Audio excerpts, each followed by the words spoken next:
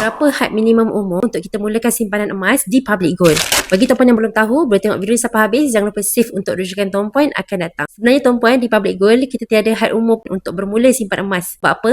Sebab kita dah terbahagi kepada 2 akaun. Iaitu yang pertama, akaun junior. Siapa-siapa yang berumur 17 tahun dan ke bawah, anak ke, adik-adik kita ke, yang nak simpan emas boleh daftar dengan melalui akaun junior ini. Akaun junior ni detailnya lebih banyak sedikit, iaitu detail anak dan juga detail ibu bapa mereka untuk ibu bapa pantau akaun mereka. Yang kedua adalah akaun emas dewasa. Akaun emas dewasa hanya perlukan detail nama sendiri, IC, nombor telefon dan juga email. Itu sajalah basic.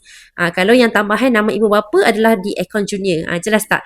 Jadi ada 2 akaun ini dah memudahkan dah sebenarnya untuk kita mula simpanan emas tak kira umur. Jadi sebab itulah masa waktu raya baru-baru ni ramai sangat ibu bapa yang ambil peluang untuk daftarkan akaun anak-anak. Sebab apa? Sebab nak simpan duit raya mereka dalam akaun emas junior. Ibu bapa yang bijak tidak akan campur emas ibu bapa dan juga emas anak-anak. Jadi ibu bapa yang belum lagi buka akaun anak-anak, masih lagi tersimpan duit raya anak, tak tahu nak simpan dekat mana ni.